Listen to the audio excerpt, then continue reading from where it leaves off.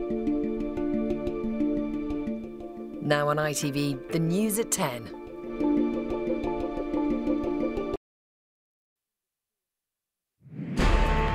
Windsor and the world ready for a very special wedding. The groom and best man thrilled the Windsor crowd with a chats and selfies walkabout. Got a handshake from him and asked how he was feeling, and he was like excited and everything. He was just thanking everybody, and he seemed very happy. A calm and confident bride and her mother, fresh from tea with the Queen, arrived at their hotel. As tradition melds with the modern, we'll have an insider's view of being part of the bridal party. The love for Harry from thousands of miles away in Africa, and from Los Angeles, where Meghan's star quality was first spotted. Also on News at 10 tonight. Another school shooting in America leaves 10 dead and 10 injured. And after more than 2 months of treatment, Sergei Skripal finally leaves hospital.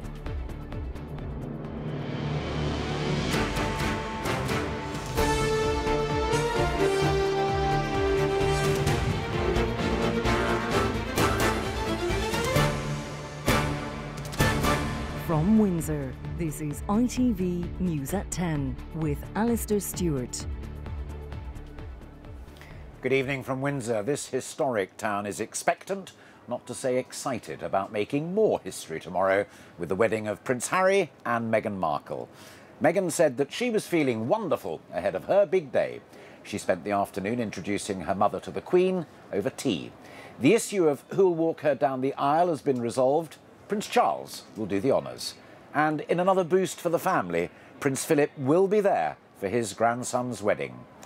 Well, the town is a little quiet now, but late this afternoon, the man of the moment raised the excitement levels with a walkabout down there, outside the castle, with his big brother and best man. It was, of course, what the crowds had been waiting and hoping for. To the delight of the crowd who'd been waiting for hours for a glimpse of the wedding party, Prince Harry and his brother and best man Prince William walked out of Windsor Castle this evening to meet some of those who'd come to wish him well. No sign of pre-wedding nerves here as the princes worked the crowd. A relaxed Harry spending time with royal enthusiasts of all ages, who were left with the firm impression that he was as excited as they were. I ended up waiting 2 hours and it was totally worth it. I reached out my hand, got a handshake from him and asked how he was feeling, and he was like excited and everything. It was lovely seeing him so close. Yeah, brilliant. Yeah, really nice. He was just thanking everybody, and he seemed very happy. A few miles outside Windsor, accompanied by her mother Doria, Meghan Markle was arriving at the hotel where they will spend tonight, having enjoyed tea with the Queen earlier in the day. The next time she leaves the hotel, she will make the short journey to Windsor Castle. Another sunny day forecast for Harry, Meghan and all those sharing their big day. It's estimated that 115,000 people will be here in Windsor by the time Meghan Markle is driven up the long walk to St George's Chapel, where Prince Harry will be waiting.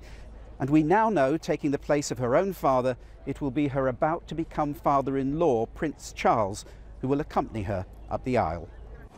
The Prince of Wales, seen here arriving at Windsor this afternoon, is said to have been touched to be asked.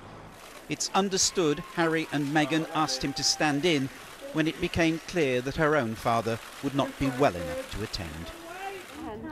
Building up as the main event approaches, Windsor is experiencing a feel-good atmosphere, with experienced royal enthusiasts arriving early to stake out the very best vantage points.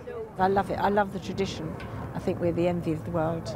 It's so lovely to see the whole country come together for the weddings. Yeah. Always is. Always such an amazing spirit. We're a great country. Harry and Meghan will be relieved to know that the Duke of Edinburgh will be well enough to join them tomorrow. The Duke, seen here at the Christmas church service at Sandringham, will be making his first public appearance since his hip operation last month. So the stage is set. And tomorrow, a watching world will join 600 invited guests to witness the moment Meghan Markle is welcomed into the House of Windsor. Prince Harry and his best man heading back inside the castle before travelling to the hotel in Ascot, where he will spend his last night as a single man. Paul Davis, News at 10, Windsor. With good weather expected, the numbers of people filling the streets could be even higher than expected, and the sun will be shining on royal wedding celebrations across the country. Tonight on the streets here, things are cooling down a little, but plenty of people are still out there, some getting ready to bed down for the night. It's a fairy tale setting, all right, but it's not Windsor's history drawing the crowds. It's the most modern of love stories. A Hollywood princess enough to bring these friends and sisters all the way from Texas. Because I love Diana. She was so elegant and beautiful. I always looked up to her and I always considered Harry as my nephew. So I said, we have to go see my nephew get married. And he's married an American girl, so we have to be there. So not least, they tell me, because a royal who's neither British nor white sends a powerful message. It means anything is possible. It means the world is learning, you know, how to just love. It's a story that's brought people to this small Berkshire town from all over the world, young and old, enjoying the sunshine and rekindling friendships. We met at William and Kate's wedding and we become friends, and we made the pledge that if Harry ever got married, that we would do it all over again, and that's what we've done. Yep, we've been here. Yep, came over from the States and we've been sleeping here since Tuesday night. Yep, to save a great spot, and here we are, we're waiting. At 76, so is Barbara from Australia, who's spending 2 nights on the street for her 8th royal wedding, although Terry, age undisclosed, thinks he's been to even more. I've been to so many different ones. Again, as I get older, I'll probably get more excited.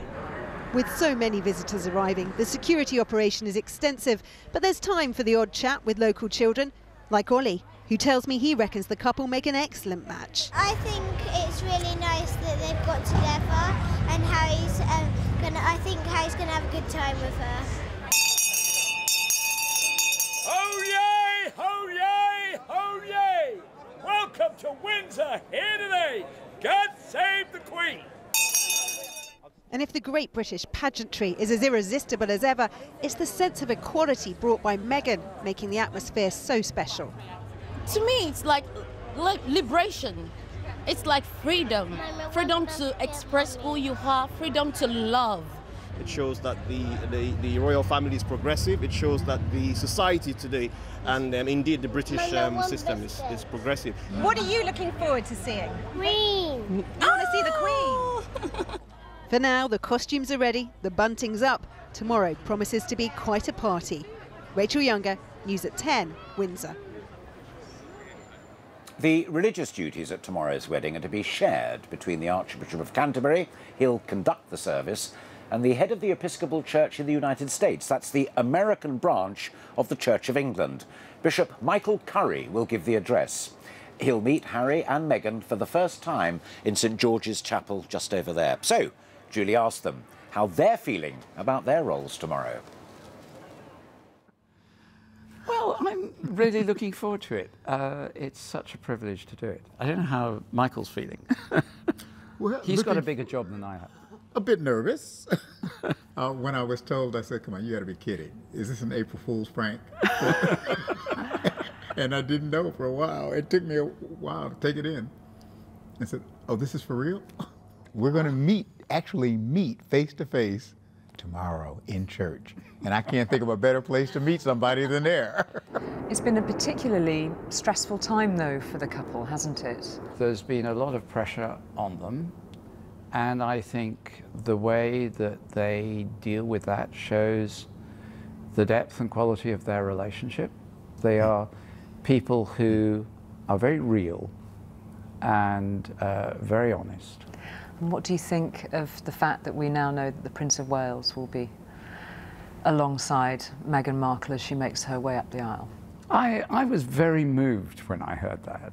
It's very typical of the Prince of Wales. It shows his very affectionate, very compassionate, very generous nature. What was their demeanour in the rehearsal? relaxed, enjoyable, just very straightforward. I mean, you know, no great dramas. They're usually quite good fun, aren't they? Were there moments of giggles? One tries to make them fun, and there were some moments. There are many that are looking at this union as a great statement of modernity within the royal family, that a mixed-raced woman is marrying into the royal family. What is the significance of that from your point of view? Well, it's ordinary in one sense and extraordinary in another. And it's that extraordinary sense that actually is a sign of hope for all of us. I think it sends a very clear message about our common humanity, about the irrelevance of ethnic difference between people who love one another. How will you keep your nerves steady? The eyes of the world will be on you when you're giving your address. Don't mean to heap Yes. pressure or anything. No pressure, but, well, you know, a lot of good prayer, and yet to stop and remember, this is a young couple, and whatever we do is to pray God's blessing on them and their life together.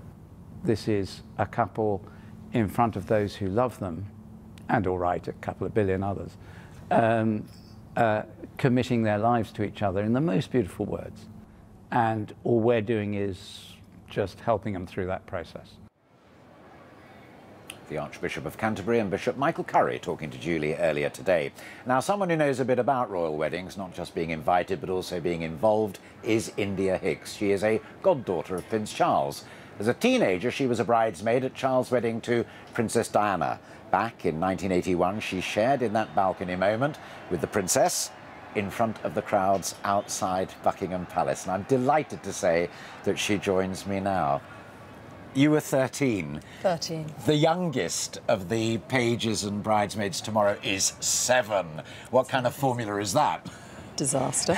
Disaster. I mean, who knows? I mean, everything. There's been so much breaking with tradition in what we've seen coming up to this wedding today. The cake.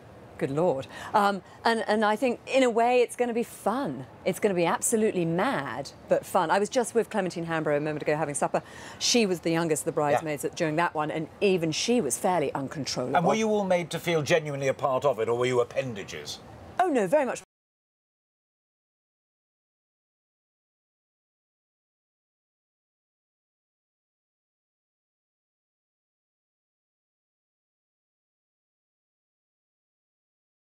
And I warned you of this question beforehand, the only question I warned you of. Some of the newspapers are saying the dress is going to be a Stella McCartney creation. I think that at this moment we can all still speculate unless somebody has actually broken in there and looked at the label. I think that the importance about the dress is we're all fascinated by it because it's, you know, one of the moment of fashion of the year, but particularly because it's Meghan's moment. Everything else comes from an ancient historic institution. Everything is planned out and there's very little room for her to manoeuvre her own sense of style. The dress is hers and hers alone. So who knows what we'll see? It might well be Stella, but I think there are a number of other designers on that list. I mentioned in the introduction, India, that Prince Charles is your godfather as well. For him, in the last 24 hours, it became an even greater moment. He will take that deeply seriously. Yes, he does. He takes most things deeply seriously. We've seen the incredible work that he's done. He's a single dad. Look what he's done with his boys. Amazing. You know, the Princess Foundation, all of that. It's so good. So, yes, he will take that very seriously. And I think it's rather a lovely gesture for everyone. Feels very grounded. And finally, an absolute moment of happiness for Harry after a tough early life. Yes, I think both of them probably have had some toughness in their lives, and I think that there must be some shared emotion there that will make them cope, because my God, is she going to go through it now? It's not going to be easy. India, good to see you, and thank you very much for joining us. Let's move on now from events here in Windsor to some of today's other news, and we start with tragic events in the United States. The name of yet another American school was today added to the depressing list of those hurt and now haunted by a mass shooting. 10 people were shot dead at Santa Fe High School in Texas. The gunman, a pupil, was seized by police. Explosives were found on the campus. An horrific attack President Trump called it. School shootings have been going on too long, he said. Americans are tonight absorbing news of the 22nd school shooting of 2018 alone. This massacre taking place at Santa Fe High School, southeast of Houston. A school shooting with reports of multiple fatalities. As SWAT teams deployed, the scale of the attack was still unclear. But around the perimeter, frightened teenagers confronted the reality that America's curse had arrived at their school. I shouldn't be going through this at my school. Like, this is my daily life. I shouldn't have to feel like that. And I feel scared to even go back. I heard 4 shots. And it was it was real. It was real this time. It's been happening everywhere. I've always kind of felt like eventually it was going to happen here too. Parents who had also gathered at the scene spoke of what they had heard from frantic children who had phoned from inside. He was in that classroom where the shooter was. According to him, there were 3 students down in the classroom. Got here as quick as I could, stayed on the phone with her, told her to stay quiet, to stay calm, to breathe. The governor of Texas revealed to this grieving community that 9 children and a teacher had been killed and a further 10 wounded. We come together today as we deal with one of the most heinous attacks that we've ever seen in the history of Texas schools. It's impossible to describe the magnitude of the evil of someone who would attack innocent children in a school, a place of learning where parents should be able to send their children without fear for their child's safety. The suspect, who police quickly detained, is 17-year-old Dmitry Pagorchis. His Instagram account featured a handgun. It's not known if this was one of the weapons used, but it has been reported he was wearing this shirt. A fellow student describing him as a loner. He doesn't really talk to very many people either. He keeps to himself. He wears a trench coat every day, and it's like 90 degrees out here. How do they allow that? And then he even I heard that he wore a shirt today, and it said "Born to Kill," the shirt he was wearing. It appears that Pagorchis was planning a massacre that was even greater in scope. There have been explosive devices found in the high school and surrounding areas adjacent to the high school. From Washington, a president who has proposed putting more weapons into schools by arming teachers gave his reaction. May God heal the injured, and may God comfort the wounded, and may God be with the victims and with the victims' families. Very sad day. Very, very sad. The attack is likely to ignite the same debate about school safety. Almost certainly the outcome will be the same, with nothing changing. Robert Moore, News at 10, Washington. And to Cuba now, where there's been a terrible plane crash this evening. An internal flight from Havana came down shortly after taking off from Havana's international airport. There were 113 people on board the Boeing 737. There are reports that a few may have survived, but seeing the burning wreckage, it's hard to imagine that many have. Smoke rises from where the Boeing 737 crashed just after taking off from Havana International. Airport workers look on in horror and disbelief. More than 113 people were on board the aircraft. The wreckage of the fuselage lies scattered over a wide area. Rescue teams race to find survivors. Reports say 3 people were rescued but are in a critical condition in hospital. The plane had been leased by the state airline Cubana from a Mexican charter company. It was on an internal flight from the capital to Holguin in the east of the island. The country's main newspaper, Granma, is reporting the crew and passengers, who included children aged 2 and 4, were all foreigners, but officials have yet to give details of those on board. Cubana has placed many of its planes out of service because of maintenance problems in recent months. This is Cuba's 3rd major air accident in the last 8 years. As the recovery operation continues, investigators have now arrived at the site. Neil Connery, News at 10. At the time of his poisoning, when Sergei Skripal was rushed to hospital in Salisbury, it seemed he had no hope of ever coming out. Today, 10 weeks on, he did. His recovery from the nerve agent attack is not over, however. It can now continue, though, in the safe house or wherever he is tonight.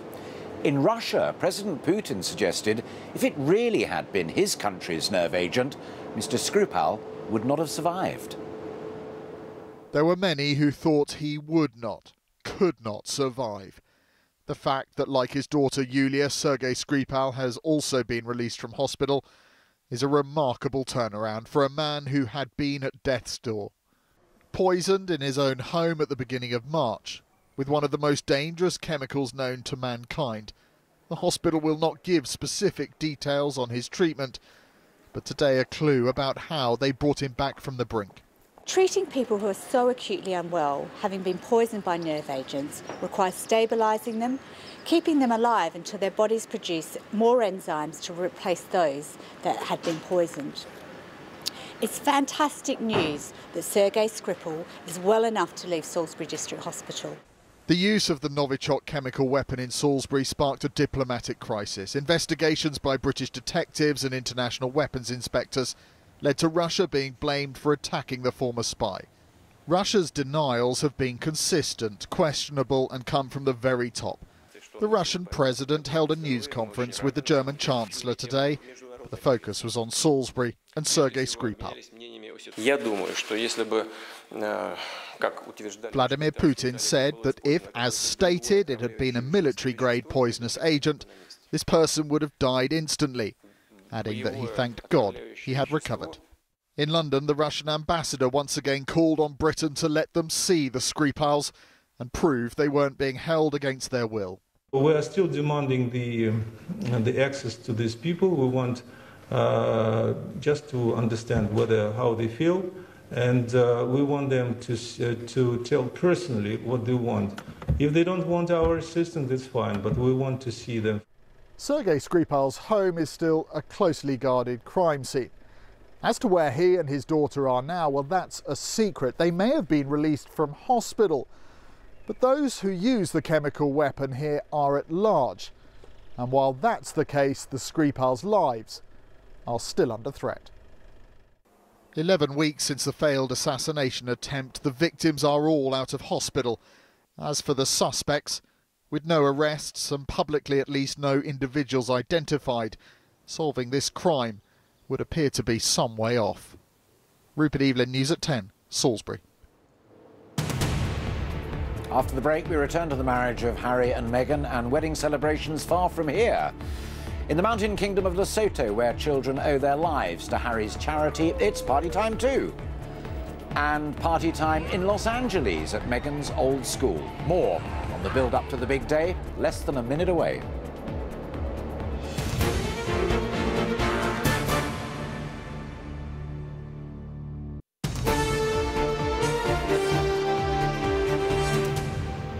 Welcome back to Windsor, where the finishing touches, as you can see live, are going on right now at the south door. That's the entrance that the guests will be using tomorrow. Roses being attached to one of the main chapel entrances. And of course, at noon tomorrow, Harry and Meghan will become man and wife. And nowhere will they be more pleased for the prince than in the mountain kingdom of Lesotho, inside South Africa. It became a place of sanctuary for him and has been for more than a decade. But he's put in at least as much as he's got out. Dozens of children there owe their lives to the work of his charity. It's a world away from Windsor. But still, it's a wedding worth making a song and dance about. Here, they've adopted Prince Harry. I'm not at all surprised of the choice he's made. Harry is Harry. He doesn't fit any mold. So if he's happy, we're all happy. The young prince was still grieving for his mother when he arrived in this kingdom. It was an encounter that was to change both for good. We didn't even know who Harry was before he came in 2004. But we have gotten to love this person because he's here investing his energy, his passion, his love for the children, his heart. The Prince first came here to escape, but he also found among these rugged mountains a place he felt at home, and he found a cause too, and a connection with the children that echoed his mother's concerns. The Centre Bali charity the two princes founded has transformed tens of thousands of young lives blighted by AIDS and by poverty. Orphaned babies like Abuti have been given a second chance. Each time he's here, you can see the smile and the satisfaction in him. If it wasn't for Prince Harry and Princess, so many of the children that we are supporting wouldn't be alive. That's a fact. In return, Lesotho's children helped Harry come of age. Now they cannot wait to meet Meghan. His bride is American, she's Hollywood, she's mixed race. Is this an important moment for the British royal family, do you think? Harry is one of us. He is taking a person who has African roots. Again, it just cements our love for Harry and his respect for the African continent. So on the eve of the big day, they're rehearsing their celebrations that will echo round the mountain kingdom where Harry feels so at home. John Ray, News at 10, Lesotho. From Lesotho to Los Angeles now, from an important place in Harry's life to one in Meghan's, her old high school. It'll be 3 in the morning LA time when the service starts, so the girls there have already done quite a bit of celebrating this week. But as well as excitement, there is an overwhelming sense of pride in what Meghan has already achieved in her life, as well as what lies ahead. Their school has attracted worldwide attention, but for the girls of Immaculate Heart, it's business as usual. Class, okay. 1999. Where is she then? But the teachers remember their famous student very well. Meghan Markle graduated from the private Catholic school in 1999 after joining as an 11-year-old. Let's go back to chapter 4. That was a good one. It is theology class today, in the same room where Meghan studied the subject. Her teacher says she has become the woman the school wants their pupils to aspire to. We have a line in our philosophy that says, we hope that when students graduate from here, they will be women of great heart and right conscience. And we see Meghan as epitomizing that. We kind of have the feeling that it's not Meghan who's lucky to be marrying Prince Harry, it's Prince Harry who's lucky to be marrying Meghan, because we know the kind of person that she is. From being chosen to lead a student retreat, encouraging fellow pupils to talk about any problems, to being commended in a national programme for outstanding black students, Meghan's successors at her prestigious Hollywood school say she will use her royal platform to keep speaking out. It's really neat to see how she came from this school and how girls from the school are really making a difference in their future. Everyone says here that he's lucky to have her rather than the other way around. That's what I say. That's what I say, because I feel like us Immaculate Heart girls are really special, you know? Yeah. Just to know that she's going to become a part of the royal family and kind of have this platform to make more of a difference and more of a change in the world is very inspiring. And so this week the pupils, perhaps Meghan Markles of the future, were allowed a moment of celebration.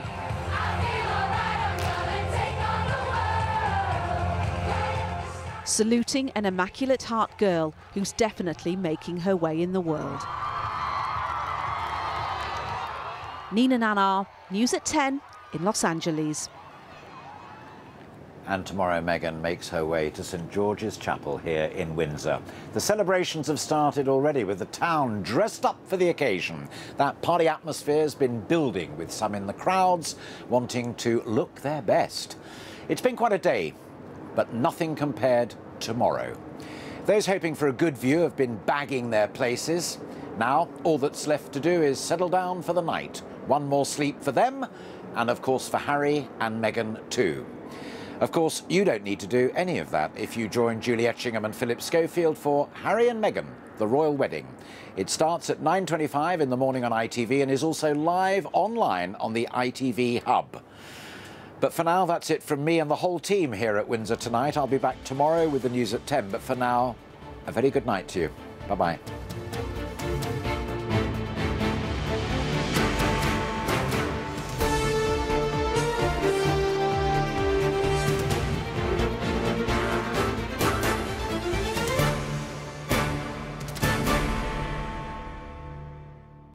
step into Saturday on just the right note.